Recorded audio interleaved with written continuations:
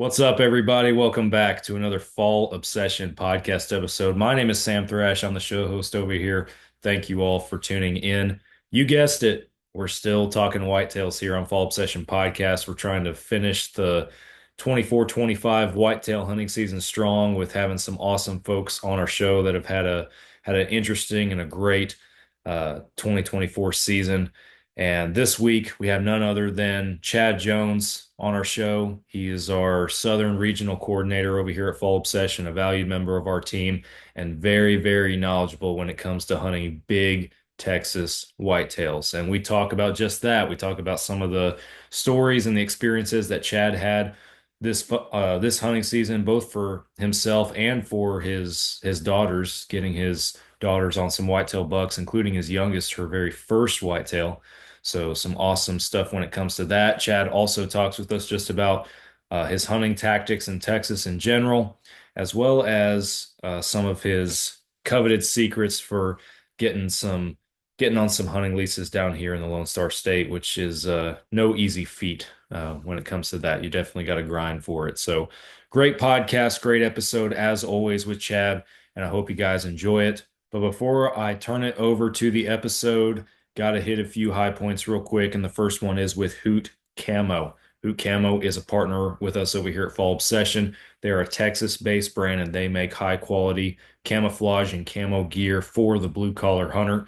And just because they're Texas-based, don't let that discourage you. They work in a ton of different environments. I myself have worn their camo not just in Texas, but in the flatland plains of eastern Colorado, in the mountains of central Idaho, on multiple different hunting trips, and the gear is phenomenal. It's high quality, it's warm, holds up against the elements very well, and the patterns are very versatile. They adapt to different environments. I absolutely love my Hoot gear, and you guys are going to love the price point if you are getting into a brand new high quality set of camouflage. You can go on their website, hootcamo.com, compare those prices to the high quality gear that other name brands are selling, and you guys will see the difference. They're worth it. They'll save you some money. Again, if you were looking to get into a high quality set of camouflage that is going to last you, go check out Hoot Camo today. They have more than just camo. They also have everyday lifestyle wear, fishing gear, just all the hats and shirts and all that kind of stuff. And if you use the code FALLOBSESSION15 at checkout, that's going to save you guys some money. Go check them out today. Hoot Camo and hootcamo.com. Bear River Archery is a proud partner and the official archery shop of Fall Obsession. So if you guys are local to the North Texas area and you have not gone up to Van Alstine and checked out Justin and everything that he's doing up there with Bear River Archery, you need to go do it. They got an awesome setup. They will get you guys taken care of. Let them know that Fall Obsession sent you and go check out Bear River Archery. Trophy Edits is a Fall Obsession partner. I'm sure that we have all had that photo in the past from a memorable moment in the woods, a memorable hunt, and you take the picture, you're looking forward to taking a quick peek at it and reminiscing on that memory. And when you lay eyes on it, the photo just doesn't do the moment justice. Maybe the lighting was wrong, it was too dark, maybe it was a little blurry, whatever it might be. The Trophy Edits team are a bunch of professional guys that will clean up those images and make that memory the most it can be for you.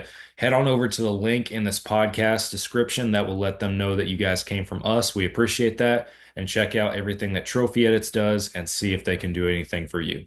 The Outdoor Call radio app is a Fall Obsession podcast partner, and you can hear our podcast streaming on the Outdoor Call radio app every single Monday. The Outdoor Call radio app has a ton of different hunting shows and podcasts that we all know and love, including our show, and they just stream on a loop every single day with different shows playing daily on that app. It is free to download. You can download it in your app store on your iPhone or whatever you Android users prefer to use. You can find it in your app store, your version of that, that is. A little jab at you there, sorry. But the Outdoor Call Radio app is an awesome thing that Outdoors Dan has created. Go check it out today and download it for free. Last but not least, Ridge Rock Hunt Company and Derek Eves. They are the folks you guys need to talk to if you want to book a North American hunt with a vetted and trusted outfitter. Derek has nothing but vetted and trusted outfitters in his network from across the country. Anything you want to hunt, he will get you fixed up, get you set up with all the right details and everything. Let Derek do the hard work for you when you're booking your next hunt and use Ridge Rock Hunt Company. Finally, thank you guys again for listening to another Fall Obsession podcast. Whatever podcast app or platform you're streaming this episode on, I'm going to ask you guys to do us a quick favor and hit that follow or subscribe button, whatever they have up there for you. Turn your notifications on if that's an option. That way, you know every time we drop a new podcast episode. If you like the show, please leave us a review. We always appreciate that. Head on over to our YouTube channel. You can find not just our podcast episodes and the podcast videos on the YouTube, but you can also find all the different shows and hunting films that we produce over here at Fall Obsession. And we have a lot in our editing room right now that we are about to start releasing. So you guys don't want to miss that. So be sure you are subscribed to the Fall Obsession YouTube channel. Again, notifications are turned on. Hit us up on all of the major social media platforms. We are on all of those platforms, posting daily hunting and outdoor content and experiences from our staff across the country. And then fallobsession.com is the website. You guys can head on over there and check it out, see everything we got going on, pick up a hat or a shirt if you're so inclined and want to support a small time hunting brand. We always appreciate that. And finally, if you guys are not familiar with the Carbon TV platform, it's like Netflix for hunting, basically, and you will find 4 different shows that Fall Obsession produces on the Carbon TV streaming platform. This podcast is on there, as well as our staff-inspired video podcast series called Couch Chats. And we have 2 different hunting shows on Carbon TV titled Texas Dirt and Midwest Mindset. You're going to want to check them out. Download the Carbon TV app to your phone, your tablet, your smart TV, or just pull it up in a browser on your computer and start streaming today for free. With that, I hope you guys are ready to talk a little bit more whitetails with me and this week's guest, Chad Jones. You guys are listening to another Fall Obsession podcast.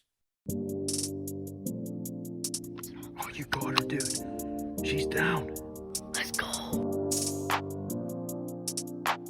Dude, I just shot a deer of a lifetime. Freaking smoked him. One with nature, and if you're a believer, one with God.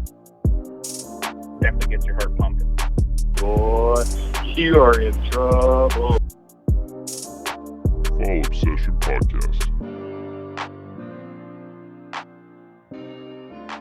Welcome back, everybody. Another Fall Obsession podcast. Got a awesome guest with me recording this week. He's a Texas guy. He's a whitetail guy. He's our Southern Regional Coordinator here at Fall Obsession, Chad Jones. Welcome back to the show, man. Thanks, brother. Appreciate you having me on as always.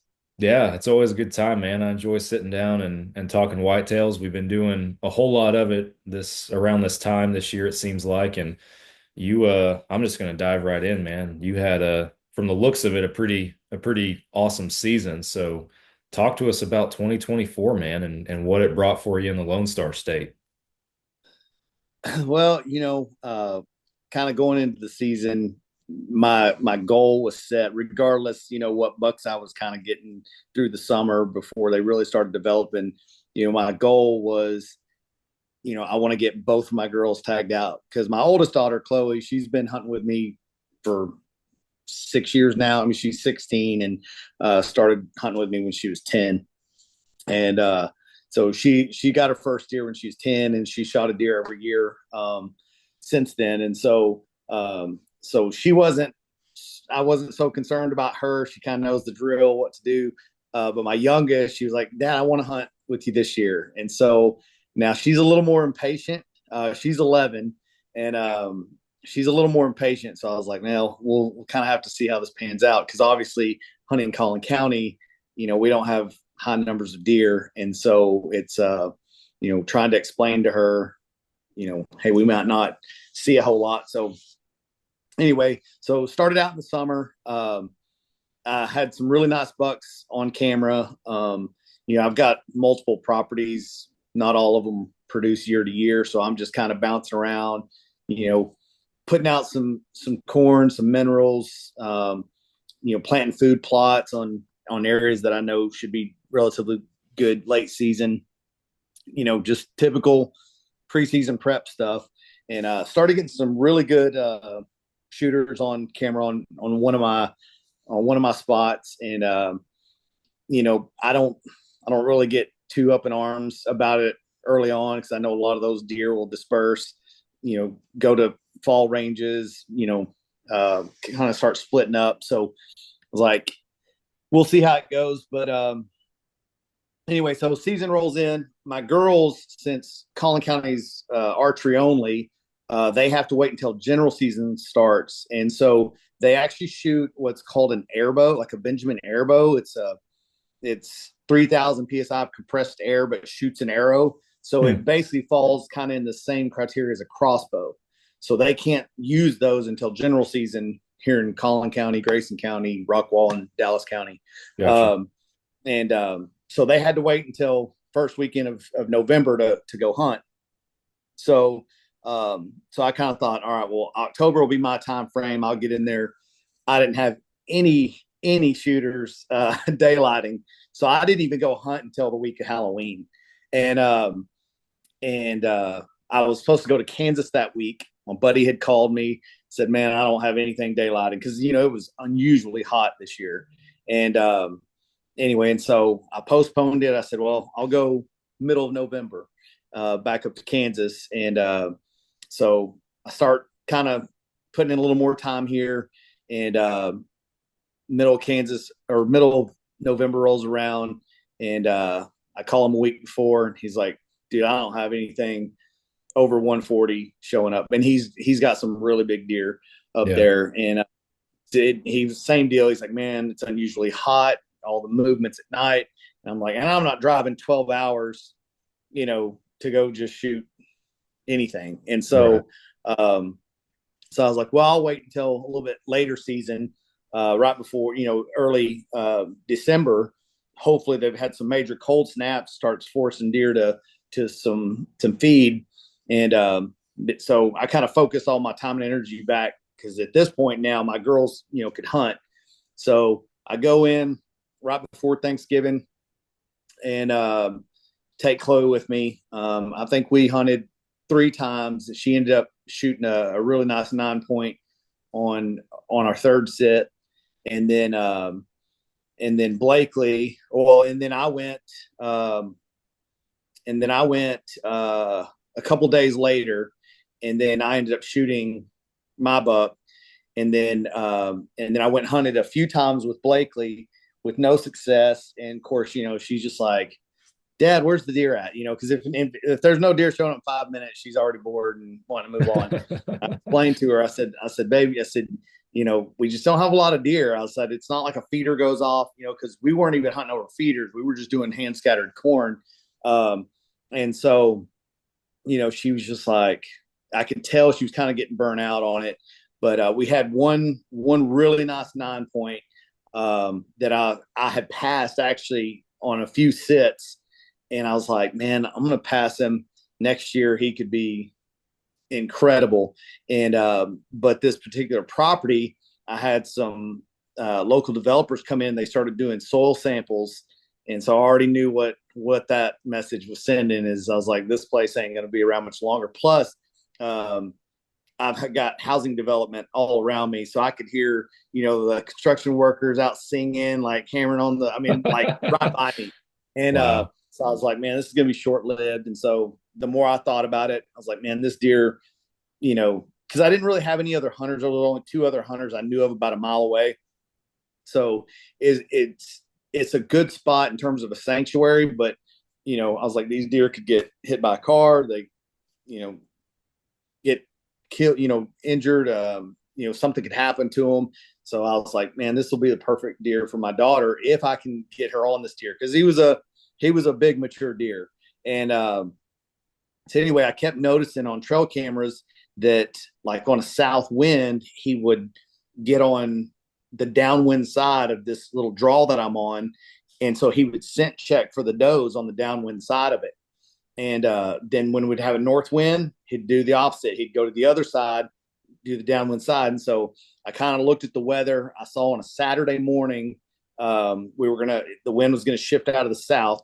And so I told Blakely, I said, hey, it's going to shift out of the south overnight, but you're going to have to go and hunt in the morning with me. Cause she'd been hunting afternoons. They're not really morning girls. And anyway, and so she's like, okay, Dad, what time we got to get up? And I said, well, we'll probably have to get up about 4:00. Cause we got to, you know, get in there, get early, get everything, let it all settle down in the woods. And anyway, and so she got up. She was a trooper. She was ready to roll. And so anyway, we drive in on the field, and I always take my thermal with me so I can scan to see if there's any deer on the field, because the last thing I want to do is blow them out, and then we're basically sitting there for nothing. Well, sure enough, I can see 8 deer on the field. Of course, the thermal, I couldn't tell what they were, but one of the bucks or one of the deer had his head down and he was seeking behind some of the others. So I was like, all right, that's for sure a buck. And I was like, and I have a feeling that might be the one we're after. And so I told my daughter, I said, well, let's do this. Let's just sit in the car for a little bit, see if they'll kind of work their way off the field. And we sit there probably 20 minutes and they're not moving. They're just eating, kind of on browsing around some winter wheat.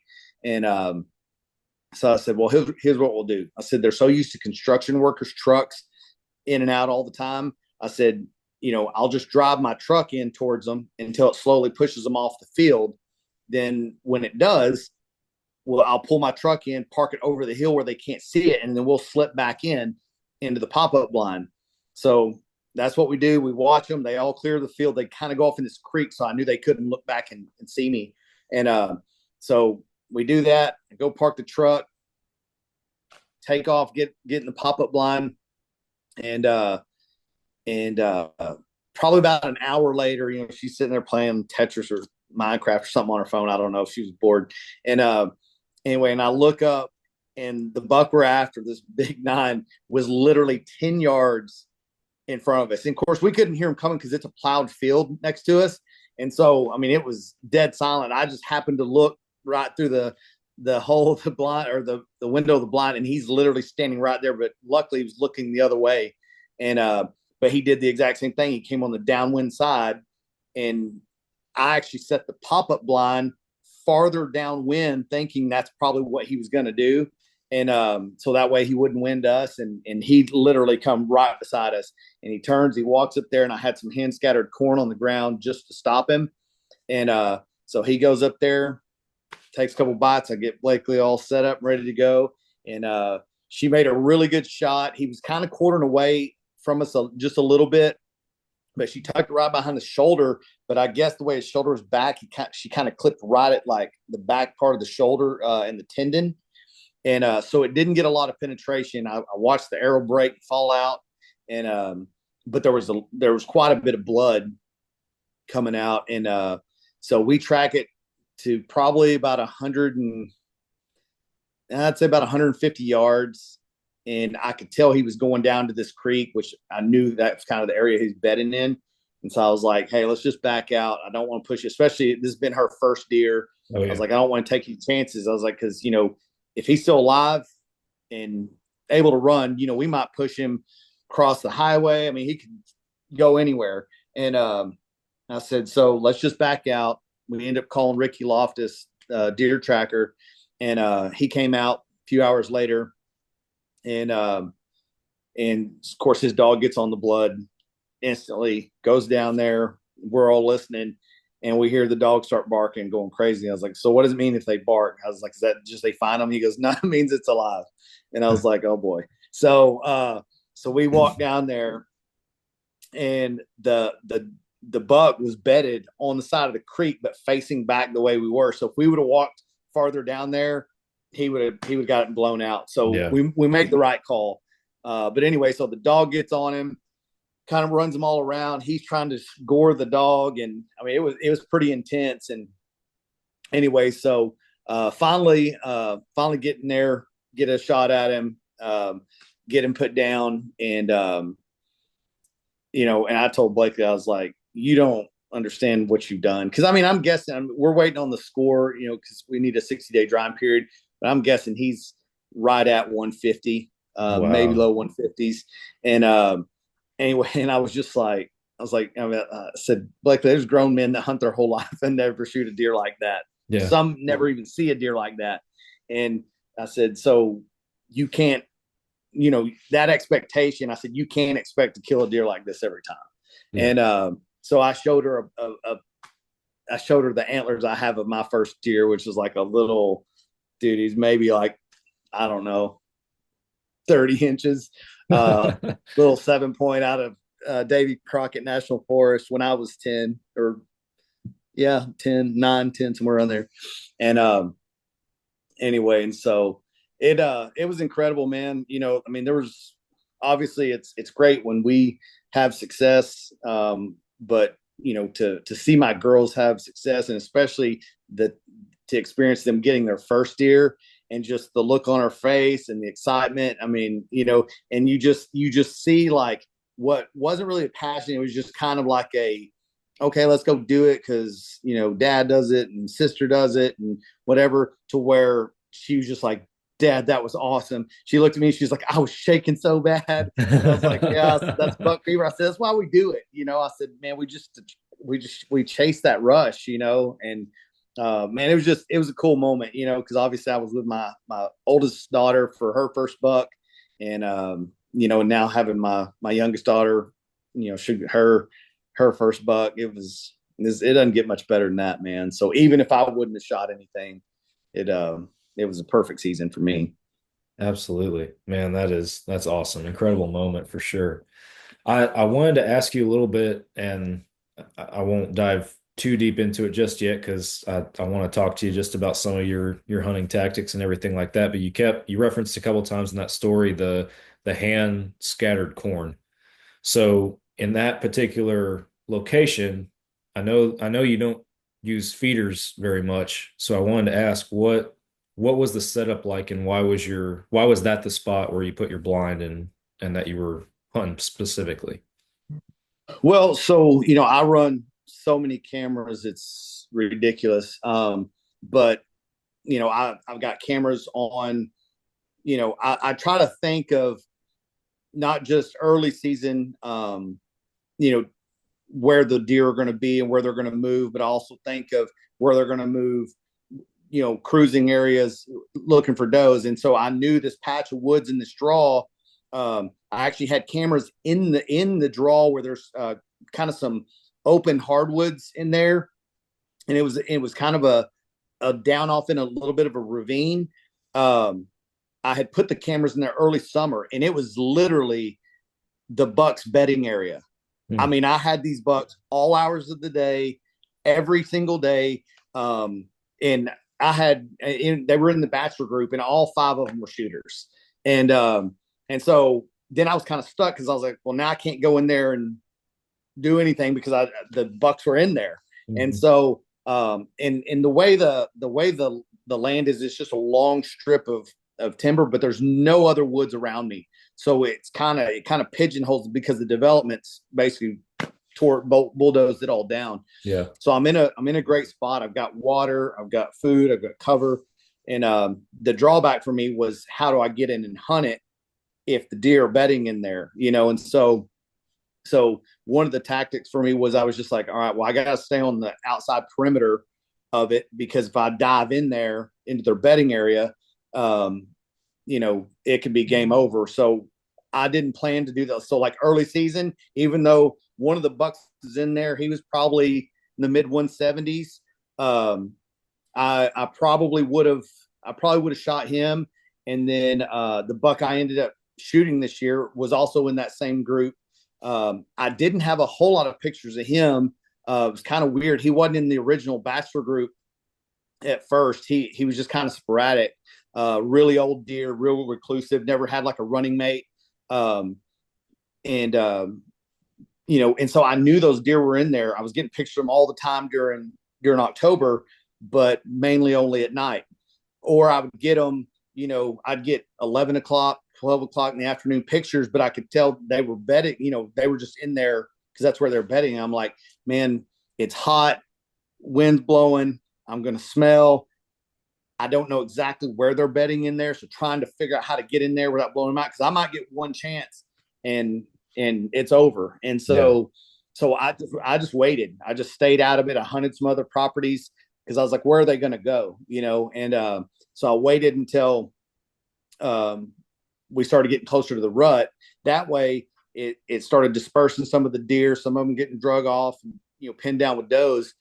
And so just started hunting the perimeter of the of the edges. And then the buck started getting to where now they went from kind of the interior woods to where they were cruising the perimeter edges, making scrapes on them, going down the downwind side of the draw, checking for does and stuff like that. And so basically I positioned my stands, and I did the same thing for my daughters, positioned her pop-up blind.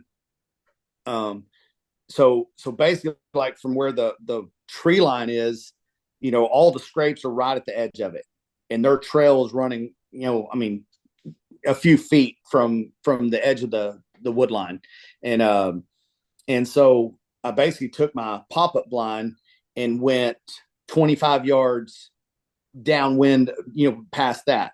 And I did the same thing. I had a setup on the other side, so that way I could hunt each wind, but just opposite winds. Yeah. And but like if it was a true west wind, I was out of the game. True east wind, I was out of the game. But I don't, it was kind of one of those things to, you just have to figure out how to hunt the property, because each property is different. And so anyway, that was the setup for that one. So I ended up shooting my buck, same deal. He come down the downwind side, and I was actually hunting a different property that morning, and my phone was going off, and the buck I shot, he was like an 8-year-old deer. Wow. Heavy mass, wasn't crazy time length, but just a ton of mass. And he was coming in there. There was a hot doe in there, and he was in and out of there like 3 times throughout the day. And I was just like, man, I got to make a move. And so I got down midday, drove to the other lease, got in there, and I probably got in the stand about 2:30 and shot him at 3:30. No kidding. And same deal. He come down the downwind side, and he was just going back up in there to check to see if there was any does traveling back through there. He was by himself. And so shot him. And then like I say, when I went back, it was the same property for my daughter. Didn't hunt in that stand because I'm in a a lock on stand, kind of on the.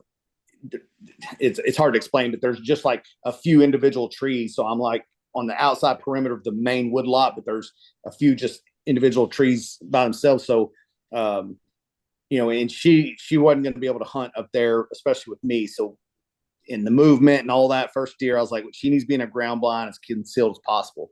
So I basically took the same setup, set it up, 25 yards on the downwind side of where these scrapes and these runs are, down the edge. And that's what he did. But he came out at like 20 yards, or 18 yards, because he was right next to us. And so if we would have been any closer in for a closer shot, he would have seen us and been like, nah, I'm out. Yeah. And so, but it's kind of funny because all the grass had started dying out.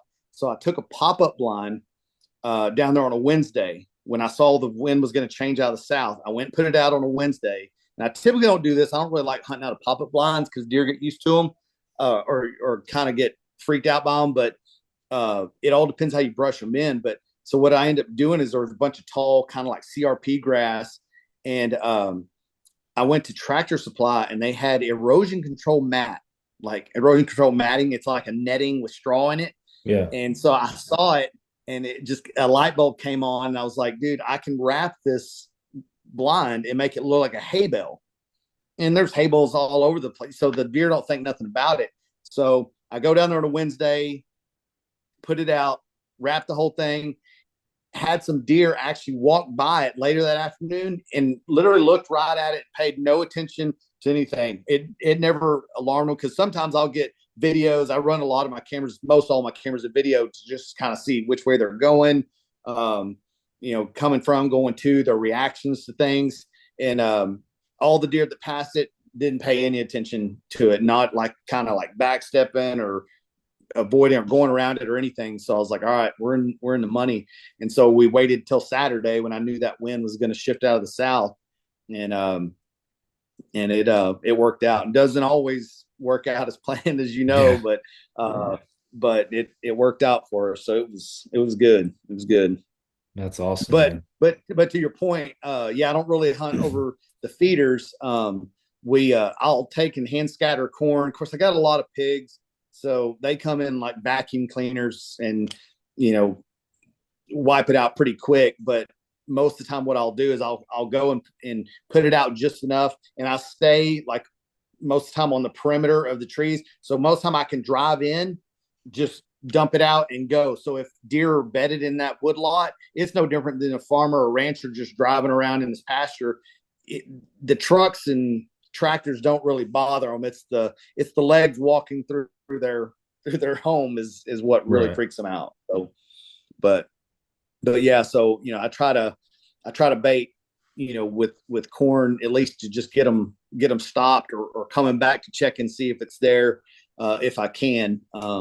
Or if like my lease in Grayson County, I tagged out on a pretty nice 8-point there, and they weren't coming to feeders for anything. There were so many acorns, so I kind of had to just switch around and basically hunt just travel corridors from bedding to where these acorn patches were. Yeah. So it just kind of depends. Yeah. And you said that you do run some food plot setups and everything like that, right? Yeah, yeah. Which it's I enjoy doing it. You know what I mean? And right now I've got one that's grown in pretty good that I don't have a lot of pigs on, but the properties that I've got a lot of pigs or that's close to creeks, I don't even bother with them anymore. I mean, the pigs, as soon as they smell that freshly plowed dirt, dude, they annihilate those things. Yeah. And so, but yeah, I've got one right now. It's pretty good. And I've got a buck. I've just recently posted him. He survived the season. He could be a really, really good deer next year. So I'm glad he made it. Anyway, he's coming to that food plot every day right now. And he was showing up there at the tail end of the season. He was showing up in daylight in that food plot. And so I drove down there one day while he was there, just intentionally to blow him out, just to kind of get him to going back to nocturnal. And then he stayed coming in at night the rest until the season ended. So I kind of I robbed somebody else of an opportunity, but that's the way it goes. That's funny.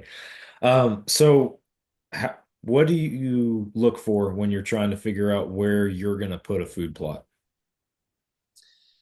Well, a couple things. If I've got a pond close by, because there's nothing worse than filling big water totes in your truck or trailer and having to haul them to where you're going. You got to get a pump, a generator, some way to irrigate it. So most of the time what I'll do is if it's somewhere I've got a creek or a pond that I naturally have water, I'll try to put it somewhere close to that. So that way I can just pump water out of the pond or the creek and irrigate it whenever I need to. Cause like this year, I had to replant one of them twice because we didn't get any of the rain that they thought we were going to get. And so the first one, the seed just burned up. And so anyway, so a lot of it just kind of depends. I'll do it based off of convenience, if there's water nearby.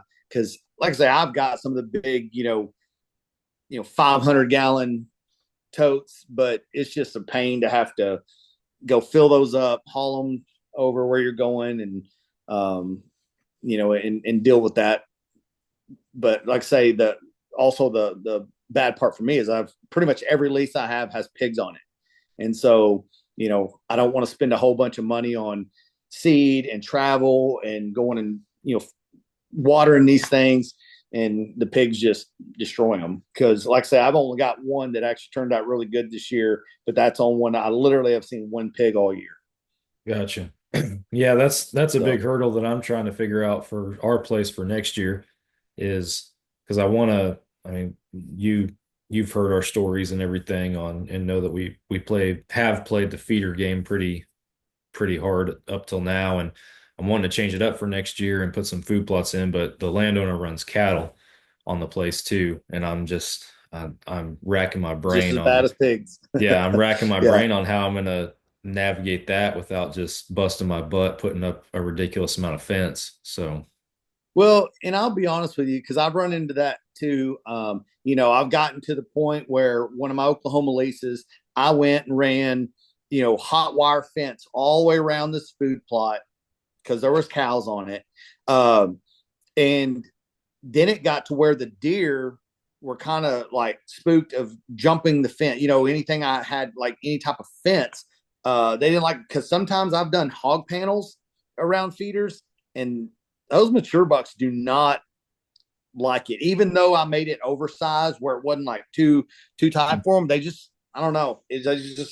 They didn't really care for it. I'd see them more than anything walk around the outskirts, just scent checking the does, but not really ever jumping in to eat. Yeah. And so I kind of did away with all that. It's yeah, that's a tough one because cows can be some of the most destructive things ever. And so, like I say, the hot wire is what I ended up doing on one of them in Oklahoma, and had a decent food plot, and kept the cows out of it. But it just, you never know how the deer are going to react to some sort of fence, but and to be honest with you, I've seen the farmers around here plant winter wheat. And I've seen the deer eat winter wheat more than any other thing I've ever planted. I'm talking, I've planted everything under the sun. I mean, and it's the weirdest thing. I had some sugar beets one year. I mean, dude, the bulbs on these things was insane. And I mean, the sprouts on them was just nuts. Even the pigs weren't eating them. I was like, man, this is the weirdest. I mean, and it was freezing cold. I mean, it was a late season, and they weren't touching them. But you'll see them up north. Of course, different. They're having to eat them or starve to death. So maybe that's why they do. I don't know, but it's weird. But anyway, the winter wheat, and is what I've seen the deer eat the most here. Yeah. Now, do you do anything to try and help out your soil in any regard, or are you just trying to find stuff that grows natively? Really.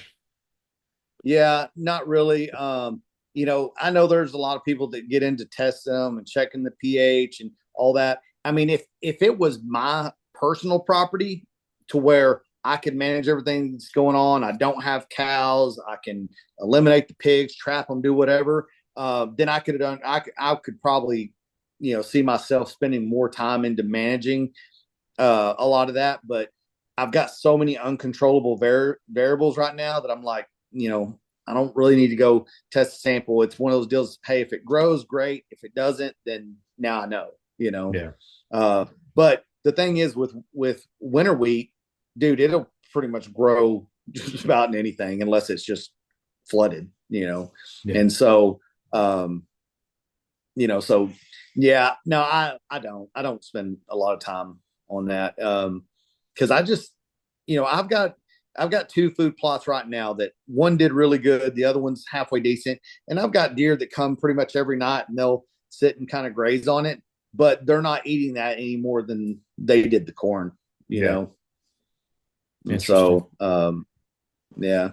So you think with this year, it was just the warmer weather and the later acorn crop that kind of, at least you referenced that earlier. And as far as that was, you kind of had to switch over to some transition areas and hunting that style. Yeah, just because, the bait piles, they didn't there was so much food, when we don't have any freezes, so it doesn't freeze and rot out the acorns. Mm-hmm. And there's so much green vegetation that these deer eat all year round. When all that's still going on into December because we hadn't had a freeze yet all the way through the rut, and there's still acorns all over the ground. I walk around, it sounds like bubble pack because there's so many of them on the ground. You're just like, it's pointless for me to go throw a bunch of corn on the ground because, for one, I'm battling the pigs that are going to eat it more than anything. So yeah, when there's crops like that, then I just figure out where they're bedding, where they're transitioning to. Most of the time I'm trying to just find the doe bedding and then trying to hunt there because I know the bucks are eventually going to come to that looking. Yeah. because that's No. something that doesn't really change a whole lot. A buck's bed could change and vary. Doe bedding areas don't really change that much. Most of them are always bedded relatively close to food. Yeah. No, that makes sense for sure. So you were right before you got into the story about your daughter's deer, you were talking about Kansas and the postponement there and everything. Did you end up making it up to Kansas or no? No, no. Like I say, I talked to my buddy. I guess it was the first week of December.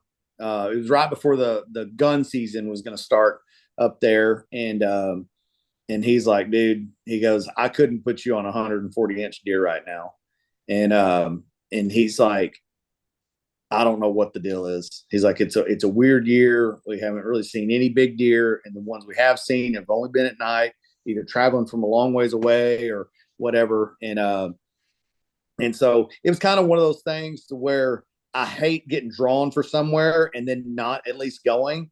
Right. But a buddy of mine, that I put in with, I used to have a lease down there with. He went and hunted some public land, and he ended up shooting a pretty nice buck, but he said it was a lot of hours. He took multiple trips down there. He's like, dude, it's a weird year.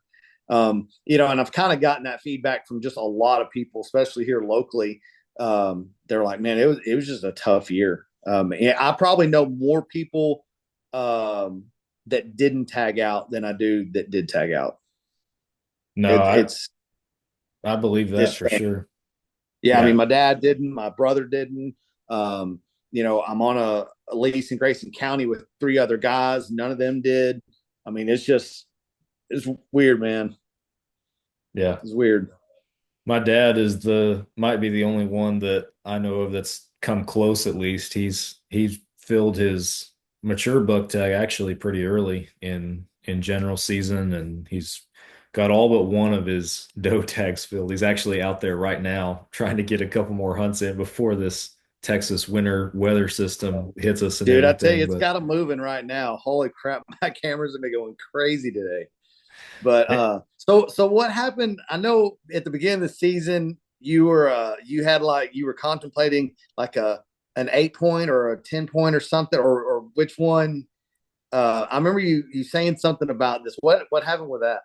man, so we had four like going into I would call it kind of mid bow season ish. I think was around the time that I put that video up or something, and we had uh we had four bucks that I was really trying to contemplate shooting, and three of them had daylighted. The number one deer, our biggest deer, the oldest deer on the property, I was not getting any daylight pictures of him at all, and he was like clockwork.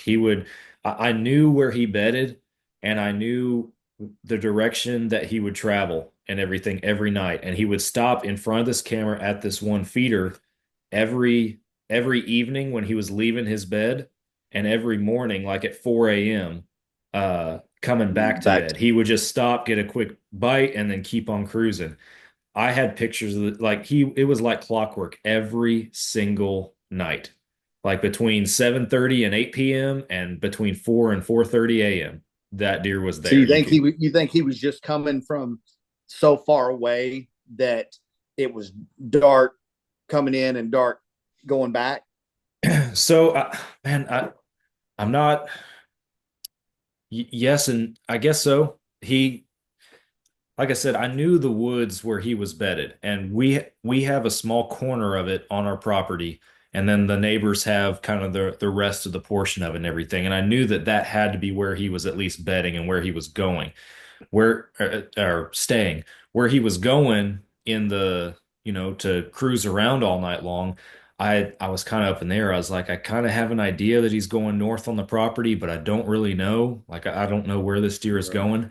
And then it was mid-November, I think. I'd have to go back and look at the trail cam, but my dad's stand, which is almost a mile away, I have an 8 a.m. picture of him all of a sudden. I get popped up on my Reveal app, and I was like, oh my gosh, that's him, just out of the blue. Mhm. And that was right before the rut really got cranked up. I'm like, okay, he's looking for doe Thinking bedding. that. Like Yeah. he's trying to figure it out and everything. So that gave me an idea on kind of where he was going to be roaming and everything. And it was about the same time that Nick started getting some pictures at one of their stands, which was a little bit farther south of my dad's, of the same deer. And so it was like, okay, he's moved. And at the same time, I stopped getting pictures of him down the south side where he'd been bedding. So I was like, okay, the rut's starting, and this is where he's moving up here. And I knew there was doe bedding up there on one of these hillsides, kind of this little funnel. It's like, okay, this is where it's going to happen. Um, I'm saving part of this story just because it's not my story to tell, it's Nick's story to tell. Because Nick is the only guy on the place to actually lay eyes on this deer. Um, but in the end, that deer, he made it through the entire season. I have pictures of him Sunday at one of my stands. Uh, So he's still alive. so the Pretty much saga continues then. it will continue. The story is not over for sure. But we were looking at several good bucks, and it was just another one of those things where I I feel like I'm too ingrained into the Texas hunting culture of feeders and all that kind of stuff. And I tried to, especially when I'm like, I gotta kill one of these deer. I was trying to break out of it, and I did a couple of hunts in some spots that I wouldn't traditionally be sitting in and everything, just with our normal mindset and everything. And I just need to implement that a little bit more on breaking that mold because um I only had two hunts this year where I actually put eyes on one of our target bucks. Um, Yeah. and they were both in this stand that's really close to camp. Ironically, walking distance from camp. Um, One of my favorite spots to hunt, honestly, but the bucks they weren't coming to food. They were just every time they were cruising through. The first encounter I had, he skirted the whole clearing and everything. Like he never came under 70 yards from me the whole time. And it was early in the afternoon. It was like 4 o'clock that he was coming around. Um, and then the other one was another really nice 8 point. Is actually the one that I don't know if you saw the picture of the deer that Nick's dad ended up shooting at Mhm. Thanksgiving, but really, really nice 8 point. A few days prior to that, I was in that stand and that buck came running through there chasing a doe, just full speed running around. And I have the whole thing on video. We're gonna post it, but I'm like at full draw like trying to get this deer to stop and Waiting to just stop. following him around and everything.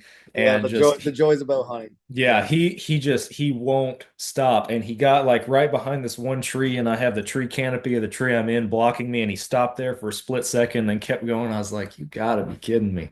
But those were the two closest moments that I came to just shooting a buck. So, and then there was one deer. He's one of the deer in that video that I posted. I think he was like number 4 or so on our hit list was the buck that my dad ended up shooting.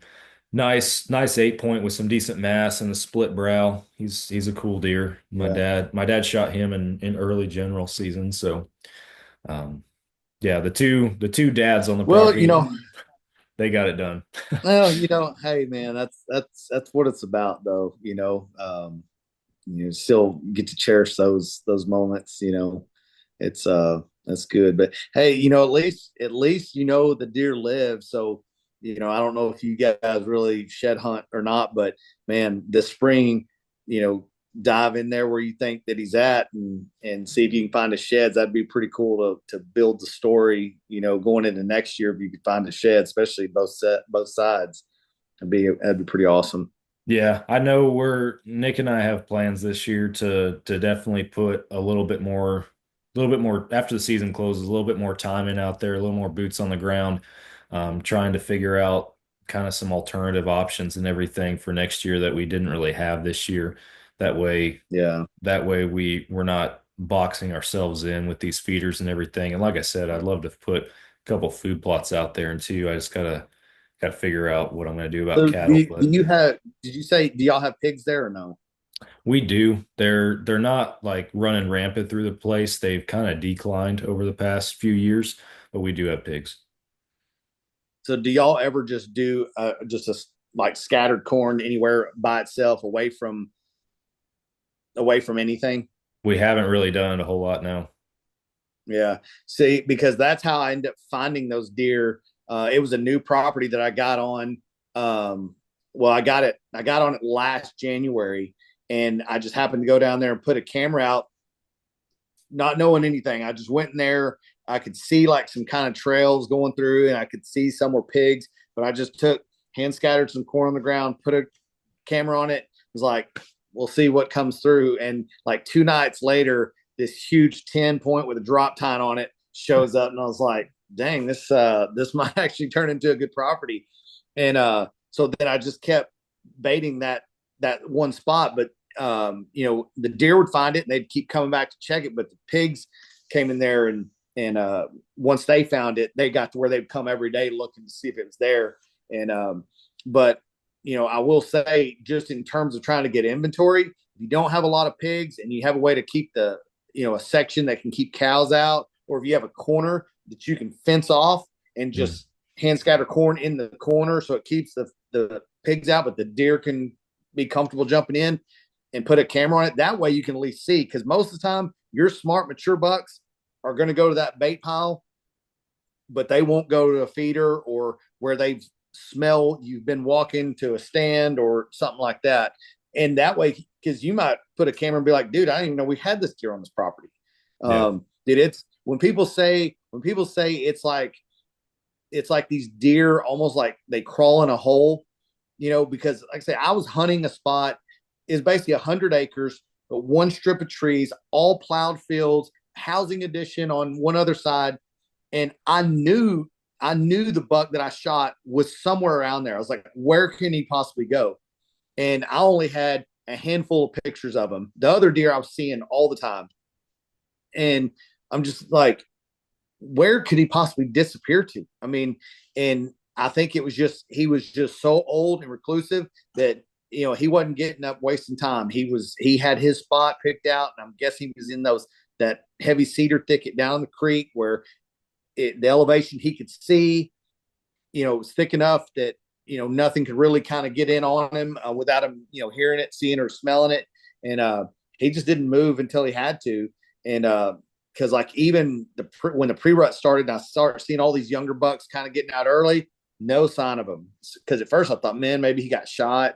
And so really until the rut started and the majority of those came into estrus, that's when he showed up. Yeah. And I was just like, obviously wasn't his first rodeo. He knew when it was time to go and conserve as much energy and not have to sit and fight for the competition. Because I mean, I watched bucks fight like crazy because there was only a few does in this area, but a ton of bucks and some mature bucks. So it was pretty intense to watch it when you see the competitions like that, because there's only 4 does to all these bucks. But yeah, you know, hand scattering corn is the way to go if you don't have a lot of pigs, just because it'll tell you a lot that a feeder will never reveal. Yeah. No, that's definitely good information for sure. And that's the interesting thing too, is like I can almost draw a line until the rut, at least. The rut, it like these lines cross, but I can almost draw a line because the property that we have is so big and spread out. Like there are bucks that just that's their area, and then you have another Mm-hmm. buck that just that's their area, and until the rut happens those lines don't cross. Like those bucks steer clear of each other. You're hunting different deer on the north end of the property than you are on the south end of the Yeah. property. And so it's interesting that that dynamic and everything. And like beginning of the season we had, one of the first reveal cell cams that I put out, when we got this spot up and running, I have a picture of like 4 bucks there in velvet, and one of them's this big old like 10 point, like a beautiful buck. And the only 10 point we saw this year, everything else was an 8. Um, but then it's like a week or two later, this buck that ended up being like the number one buck I just talked about, the nocturnal deer. This is August. He showed up in daylight, still in velvet. And as soon as he showed up, that 10 point was gone. That 10 point wasn't anywhere to be found.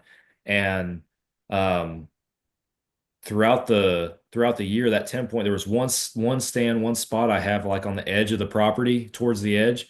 And that 10 point would show up like once every 2 or 3 weeks, like just for a morning, like almost like he was coming Mhm. back in just to check and Yes, see, he's still here. Yeah, hit a couple scrapes, maybe see if he's still there, whatever it might be, and then bounce.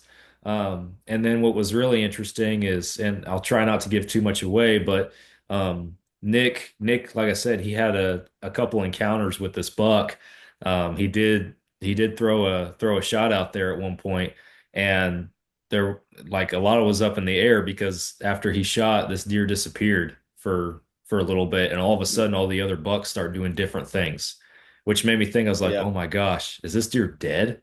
Because yeah, all these other bucks, all of a sudden that 10 point comes back in and like for several days is in there. This other 8 point that had a split G2, he starts showing up in a way that he hadn't done before. This other buck pushes farther south. I'm like, what is going on? These deer are completely changing yeah, everything.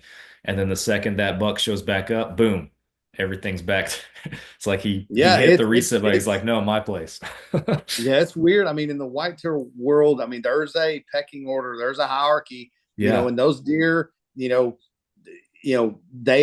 once they separate out of those bachelor groups and they kind of find their fall range or where they're going, and it becomes territorial at that point. And so you'll see some of them like sparring, not really so much out of territory, it's just um, you know, they just it's like they communicated, they know, they can smell their scent to where it's like, hey, this is his spot, whatever. And then you'll see does going into one of those buck spots, and then those bucks will start fighting because now he's like, hey, you're in my spot trying to take my girls. And it's if you sit back and watch it, it's really kind of fascinating of how bucks behavior is like that. Yeah. Almost like, you think of it of just like, hey, it's a big playground, all the deer will come. But the same thing, man, you find a bully buck, and depending on the other deer, the other bucks' personalities, some of them, they're just fighters. Dude, I've got some this year. There's nothing left. Just, I mean, I'm talking sheared off to just bases. Like and they were beautiful deer, but they're just fighters, dude, scars all over them. And you're just like, these deer just want to fight something. And so, but then you'll have some really big deer where you're going, this should be the bully of the group, the alpha male, and they're some of the most shy. And I think that's the way my buck was. He was so old. He had some scars on him probably from fighting when he was younger, but I think he was so old now, he's like, I'm out. And so Yeah. he just stayed to himself. But like the buck that I shot back in 2018, obviously seeing him, you'd be like, dude, no deer is going to mess with that. No deer is going to fight that deer. Yeah. He did not have a single point broke off, Hmm. not one. Wow. And so you're kind of going, either they were so intimidated by him that none of them tried to fight him, or his personality was so shy that he didn't engage in fighting. Yeah. And so, who really knows? Now he did have a scar in the side of his ear, and like a zigzag scar that you can tell brow tine had ripped his nose. But like I said, it could have been way early on when he was younger. Yeah. But yeah, it's just kind of weird. The bucks you would think would be the alpha males sometimes are the most timid ones, that you hit a set of rattling horns and they are bolting, dude. And then others, you hit them and they're coming on a beeline looking Yeah. for a fight. It's fascinating to me. Yeah, I enjoy like I got an opportunity at least with a lot of younger bucks this year. I had a lot of young bucks in front of me throughout the season and had a chance just to watch them, and even amongst themselves, just a couple 2 year olds, whatever it might be, Mhm. establishing their own pecking order was interesting. One of my most interesting hunts, I think, was I already talked about the beginning of it when that one buck came in and skirted around, didn't come under 70 yards, early in the hunt. But that same day, we were getting down to like the last 15 minutes light, and I was thinking the whole time, like, okay, like the rut's coming in. This buck is in here. All I need is a hot doe to come into this clearing, and that buck, he could be coming back. Like my hopes were still up that I could see Mhm. him again. And I didn't see any other deer until like the last 15 minutes of legal light. And all of a sudden, it was just like everything happened all at once. I saw deer coming up the trail, like to my left and kind of behind me. I could see does walking up.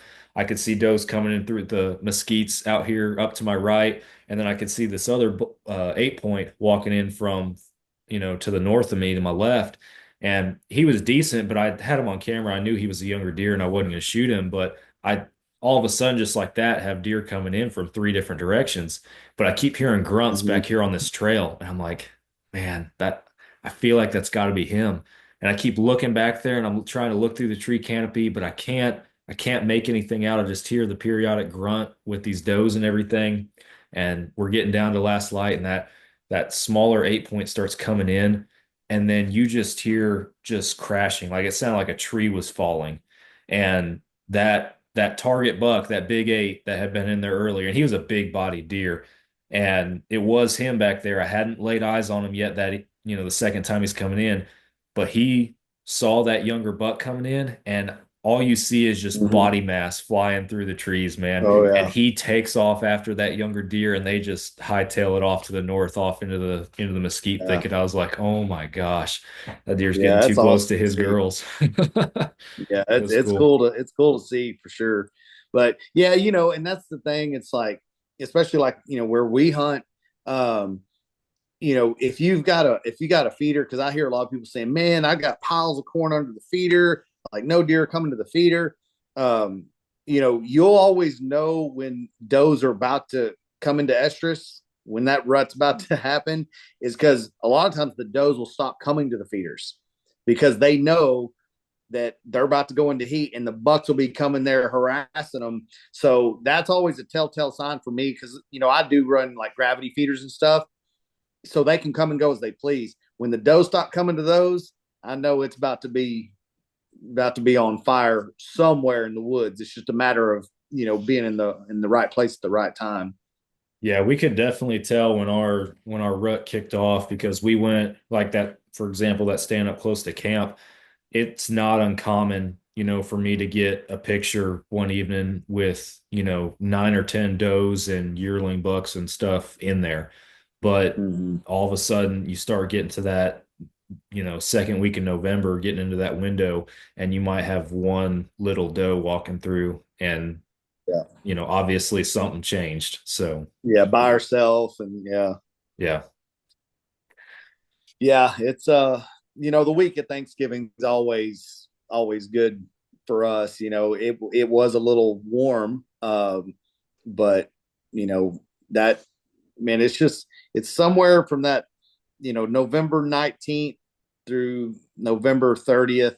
Man, that period of time, for at least here, is, man, it's you got to be in the woods, and it's hard for a lot of people because they want to go you know that first weekend in November, because so much of that's building into the pre-rut. And don't get me wrong, there's a lot of big deer killed at that time too, but I think there's a lot of guys that burn out those best stands before they get to that prime Yeah. window. You know what I mean? And so now, if you're going in there and hunting it, and hunting, and hunting it, and you're educating the does, and the does stop coming, well, now you got a bigger problem, because if the does ain't coming, then the bucks ain't coming there either. Yeah. And so, so it's a chess match, man. You just kind of have to adapt to what the seasons bring you. Yeah, no, I agree. We got a lot of insight in recent episodes with, Dr. Grant Woods and Don Higgins and those guys and everything. And they talked about how, at least for them in their respective areas, the rut is one of their least favorite time to hunt, just because of the lack of predictability, right? It's just, the deer are Mhm. just all over the place. But, you know, leading into that, and even after that, you have deer that are more consistent with their patterns and everything, and that being their favorite time to hunt. And I agree. I know you've talked about that on a previous Uh-huh. podcast, just how you don't just because the opening weekend doesn't mean that you're in a stand. So, Right. Yeah, I agree. I mean, 100%. It's you know, the week of Halloween, that pre-rut, it's one of my favorite times. That's really the kickoff when I know there's some big deer around, when I actually start seeing them daylight, or or getting on their feet more than they previously had been. Um, that's always a really good window, is that last week of October, into the first few days of November. But yeah, and that's if you're hunting a specific buck that you're in his area. Because I agree, once you hit the peak of the rut, or they've bred and now they're on to, depending how many does you have.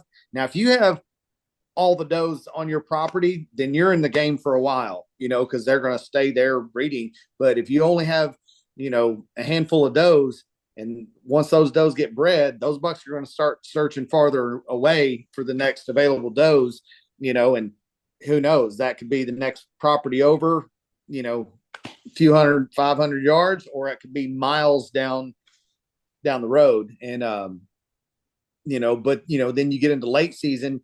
For us, it's hard to say, because you get into late season, you typically think, oh, late season, they're run down from the rut, they're needing to come to food, it's freezing, they got to replenish to go into the winter. But dude, I mean, here in Texas, our winters aren't winters. You know what I mean? It's Yeah.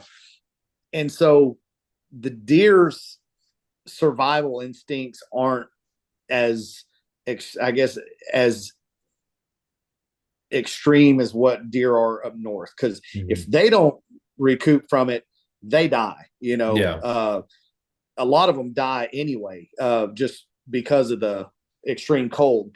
But our deer don't really have to weather that storm. I mean, we get a few days of really cold, but it's nothing.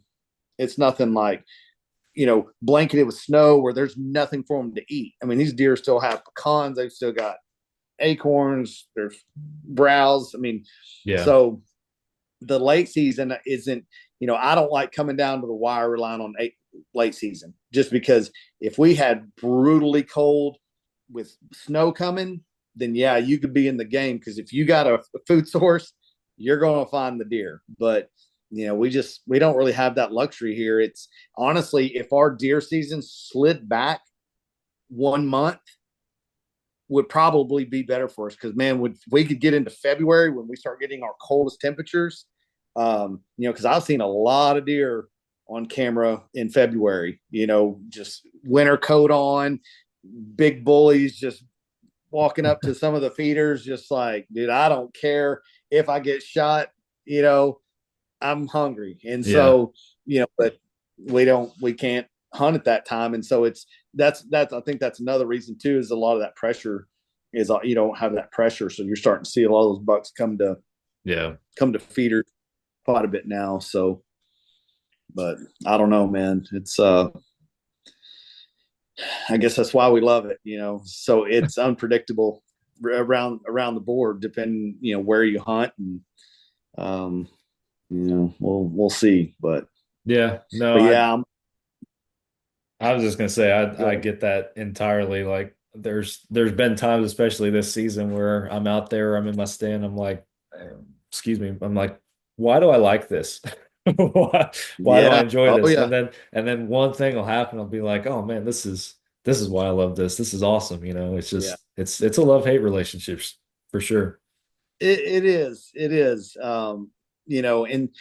that's the thing. Because somebody was asking me, like, how come you don't really hunt that much in the early season? I said, because I hate mosquitoes with a passion. And if you can find a way to keep mosquitoes from biting me without me putting off on, which kind of defeats the purpose of me going in the woods when I smell like off, then let me know. But dude, there's something in my blood that I can literally go outside and nobody around me will get bit by mosquitoes, and they will annihilate me. And so a lot of times I don't hunt when it's hot, just because of that reason. Because I mean, I can't be sitting in a tree like this, like every 5 seconds. And so it's but if a deer's big enough, then I'll suffer through it. It's Yeah. it just kind of depends. But most of the time, that Thanksgiving time frame. It's finally cool enough that I'm not dealing with the mosquitoes. A lot of deer on their feet, their guards kind of down for the most part, thinking about the ladies more than the people they've seen, slinging an arrow at them. So it depends, because I mean, it really just depends on what your neighbors do too, how much pressure they get. Because like Grayson County, at my other lease, we had some really nice deer early season and then just vanished. And you're kind of going, dude, what the heck is going on with that?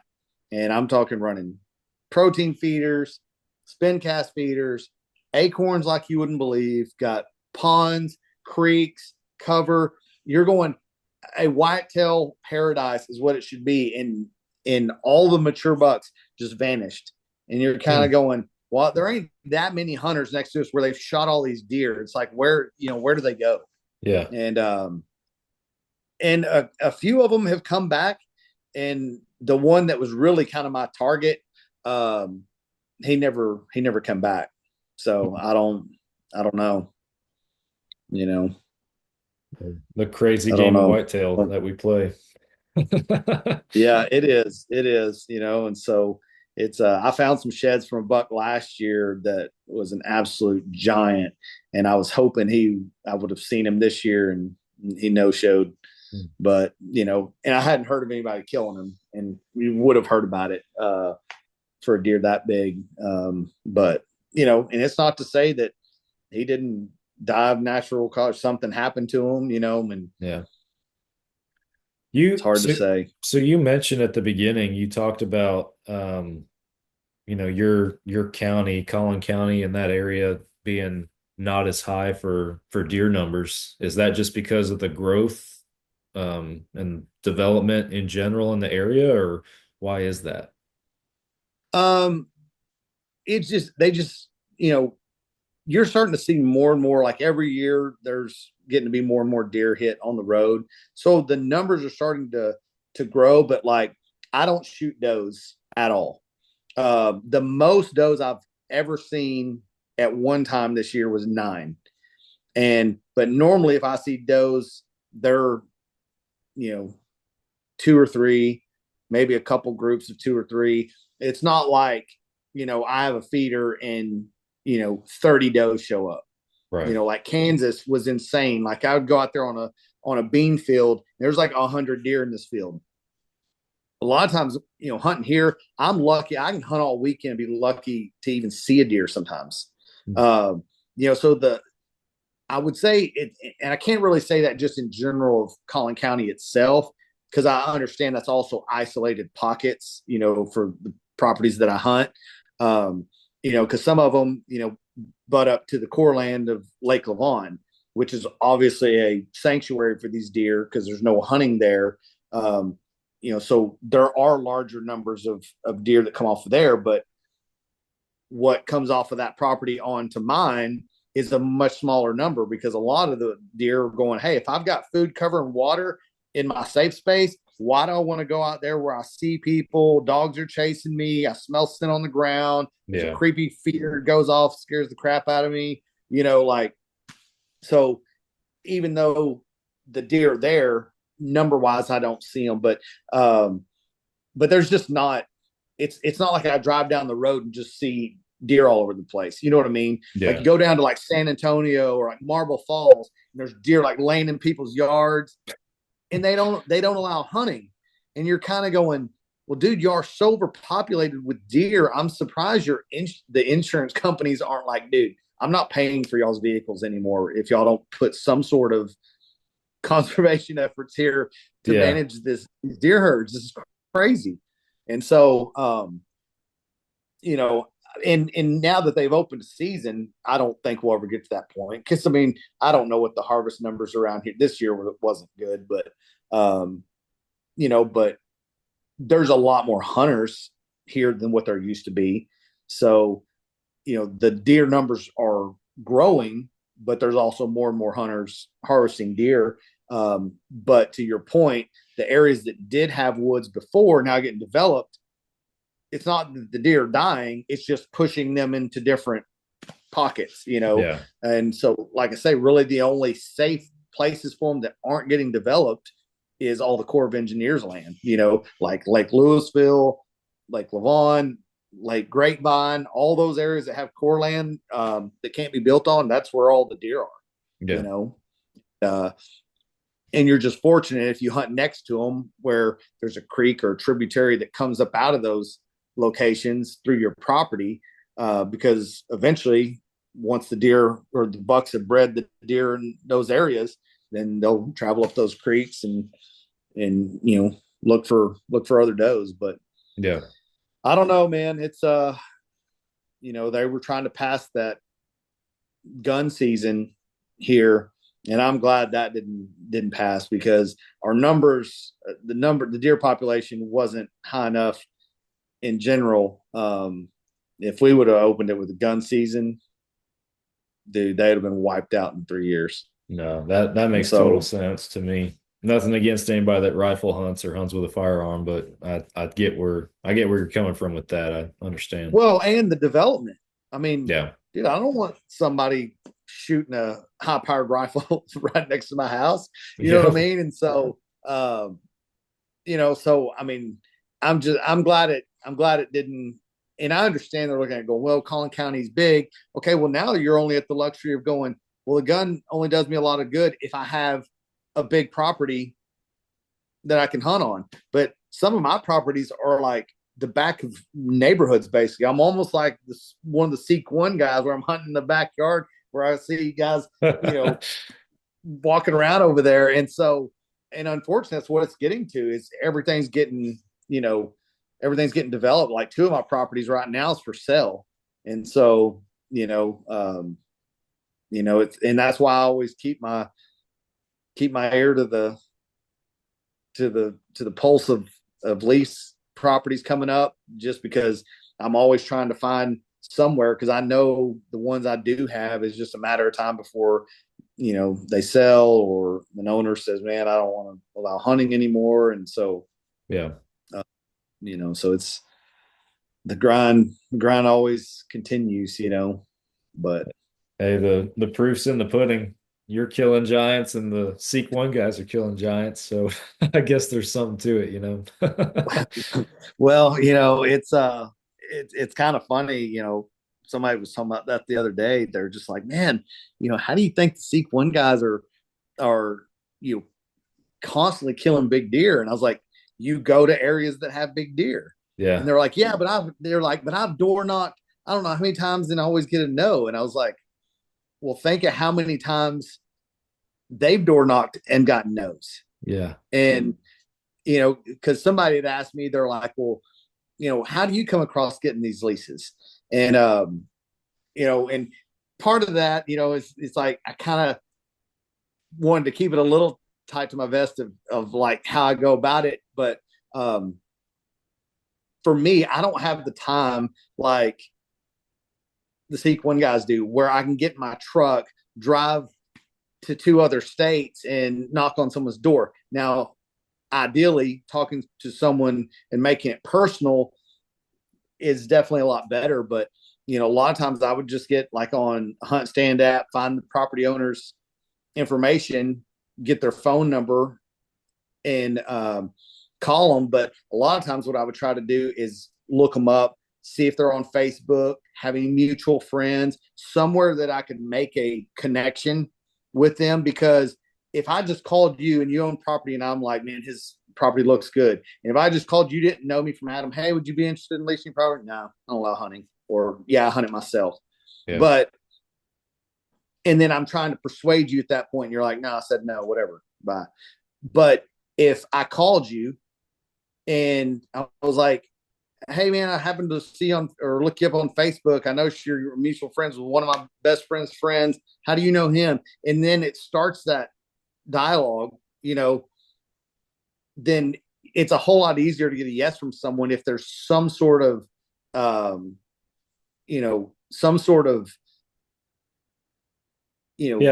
there like that you can relate to. Yeah. And so a lot of times that's what I do. All the legwork comes from research them, who they know that I know.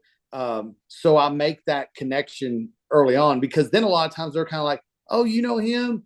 And then sometimes they might call them and be like, hey, this guy called me. That actually happened to me a while back, because my sister-in-law was like, hey, do you know this person? Because they said you reached out to them asking for some property. And she's like, that's one of my friends through somebody else. And anyway, it was just, and then they found out, because first they were like, oh no, we don't really want to hunt, but then found out that it was my sister-in-law, and so it's just, to me, that's how it works for me. Is so basically all the properties that I've gotten leased is through somebody I know, or somebody that knows somebody that I know, and I've had a lot that just like, yeah, we don't allow hunting or whatever, but it's the old saying, you can't hit it if you don't swing. And Yeah. I think that's the scary part for people, is they're like, I don't want to door knock and I don't know what to say. Like, I don't want to door knock. Hey, will you lease property? No, I don't allow hunting. Okay, thanks, bye. And now you're kind of like, how many times am I going to do this before I'm just wasting hours and tons of gas driving all over? And that's what I'm saying. That's why I let social media do that homework for me. Yeah. I'll look them up, find out, and not to like sound creepy, but find out where they work. Somewhere I can figure out an end of like, hey, I see you work there. My brother used to work there, or whatever. It changes the tone for people. Or it's even led to, well, man, I don't really, I hunt the property myself, but you're welcome to hunt with me if you want to. Oh, well, what would you charge? Nothing. Come out and help me out or whatever. It's just, and then it becomes a relationship type thing. And, and so that's kind of the way that I go about it. Cause I've watched the Seek one and he's kind of disclosed that. And I'm going, dude, first of all, I don't have the time to get in my truck and go door knock all over the place. And, Yeah. I just try to be more efficient at doing it. Yeah. And so say you reach out to 50 people, all you need is one or two to say yes, No, yeah, you're right. But It only takes one. You mentioned Seek One and talked about them. I forget I know they name a lot of their deer, a lot of their hunts, and I forget which one it was. I think it was a film they put out last year or so that just that crazy 200+ inch deer he had like double kickers or flyers coming out the side and everything, and it was a deer that he killed in that like super sketchy the part of meth town. lab, or Yeah, yeah, where like everybody was doing people, drugs. yeah, people Yeah. are doing drugs, and this like he's watching him from his stand do drugs, and he's trying to kill this deer. And I remember him doing like he went all in. Somebody just sent him a picture of it, and there was a barn with graffiti on it, and he spent hours just scouring Google Earth trying to find that barn so he knew where this deer Dude, was. Just it's insane what it's those funny. guys do. It's funny. And the funny part is that's so relatable, because I had somebody send me a picture of a really big deer, and they kind of told me a general area where it was, but the picture had a metal barn that had two shades of like a wainscot siding on it. And I did the same thing. I went through Google Maps Street View, like house to house, until I ended up finding where it was. And I didn't pursue it just because, the guy was, had permission to go over there and hunt it. But it was still one of those deals of going, if I lose one of my properties, though, at least I know that kind of buck is in that area. So I Yeah. might start looking at other properties around there to hunt. But I saw what you're talking about. It's kind of funny because and that's what I'm saying. I use the technology and social media to do the legwork for me. Because essentially I kind of go the same route. I just don't physically, I have knocked on a few, but most of the time, unless you've got some sort of inside, most of the time people are like, I don't want the liability. I don't, I got cows, and then you're trying to justify all of it. But if you've got a connection where they know somebody, or somebody that can vouch for you, they'd be like, oh, so-and-so, 9 times out of 10, they'll be like, well, I'll get back to you, let you know, or call me next week. And then most of the time they've called them, They're like, oh yeah, no, they're fine. They'll, whatever. And so, um, so I mean, when people ask me, I always just kind of I just kind of say, man, I just, know people that just let me hunt, whatever. But that's really how I go about finding it, is looking them up through social media. Yeah. Well, the secret to the recipe is now in Fall Obsession podcast. So, or part of Well, it at I mean, least. the thing is, that's only part of it. I mean, you Yeah. still have to be able to have a mutual connection somewhere 9 times out of 10, Yeah. or you get old landowners that aren't on social media, like old farmers that aren't on social media. Those are always the tough ones. But if those old farmers, if they're local, grew up there, they've known everybody that knows everybody. So then Yeah. it turns into going, hey, Grandpa, do you happen to know this farmer that has this ranch over here? Oh, yeah, that's so and so's brother, and hey, you know what I'm saying? And so you just leverage it with relationships, really. Yeah. Because I always think of it, if I was somebody, they knocked on my door and asked me, if you don't have a connection with me, or somebody knows somebody that can vouch for you, nah, I'm good. Because I mean, I don't know you nothing. Yeah. And so I kind of look at it from that aspect of going, I have to have some sort of connection to even get my foot in the door. Because Yeah. you might get lucky, knock on the door, and they'll be like, oh yeah, that'd be great, come on. But the problem is, with some of those, they're going, yeah, sure, no problem. $6,000 for my 10 acres out back that doesn't have any deer on it. Yeah. Because that's the other part. That's the other part, is you've got to know, you can just knock on doors till you're blue in the face, but you gotta find properties that is going to have the caliber deer on it that you're after. And that's the trick. That's the hard part, is because I mean, I can get permission to hunt properties all over and be like, okay, yeah, there's 2 doe on this place. And I can hope that a deer shows up from 6 miles away over at the lake. But it's It's knowing that but the juice is worth I the squeeze. yeah, it's like, I kind of like the challenge of it.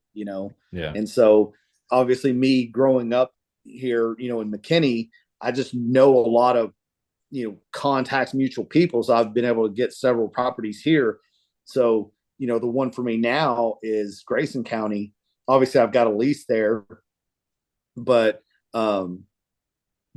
just trying to find other properties to hunt, and it's the same thing. Just looking at some, and then some of them I'll be like, oh dang, my buddy lives here, and I didn't even know he lived there, and then I'll reach out to him. So long story short, I had a buddy, I knew he lived in Grayson County, and I had actually been driving around on a hunting trip, scouting, looking around some of this public land, and I saw this guy's house, and I was like, dude, this guy's got like freaking primo spot, had a blind in the back of, so I was like, oh, this guy hunts, he ain't gonna let me hunt here. Well, I just happened to look on my hunt stand app, and it was a buddy of mine, and so I messaged him, and I was like, dude, I had no idea you lived here. You can back up to Hagerman. He's like, oh yeah. And he's like, hey, anytime you want to come on, I'll go show you the tree that I hunt in, and I'll show you some pictures of some deer. I was like, what the heck?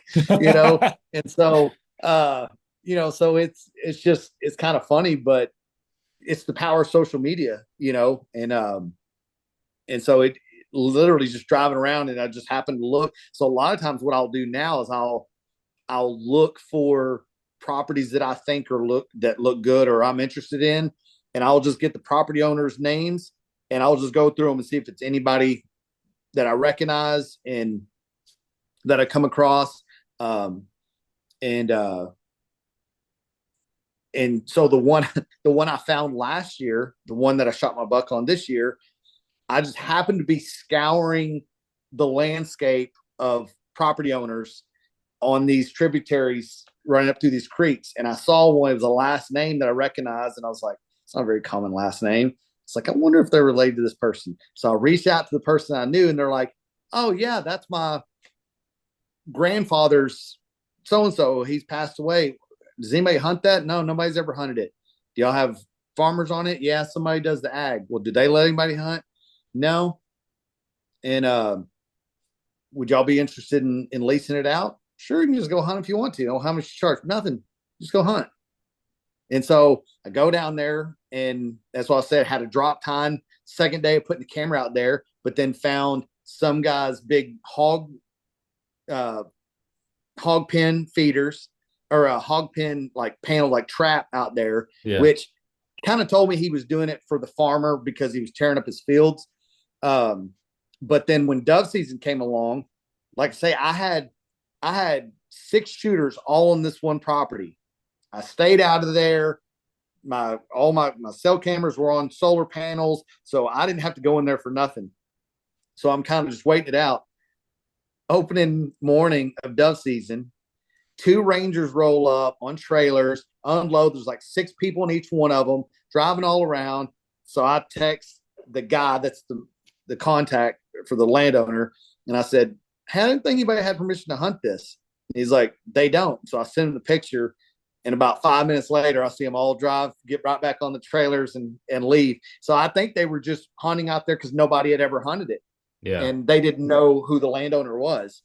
But, you know, so it's just, so I kind of do that in my pastime is I try to find new properties and, you know, how I can figure out who has it or whatever.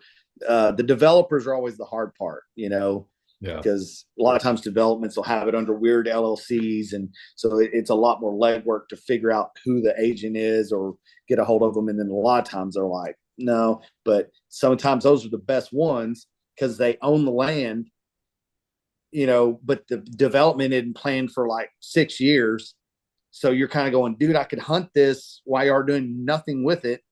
You know, but it just kind of depends, you know? Yeah. No, another game that falls right in with all of it, I guess. That's the game that starts at the end of deer season every year and goes all the way up basically about until August of when I'm out of time to find one and start trying to prep for it. With it, yeah. Yeah. But yeah, so it can be something as simple as I'm driving down the road. I've got a couple of them right now. I'm just waiting to catch this guy outside so I can stop and ask him because I know it'll be a good spot, but I don't know if the guy literally ever leaves the inside of his house because I've never seen him outside in 2 years. And so, but if I can land that one, I can guarantee there'll be some giants off of that property, and nobody hunts it.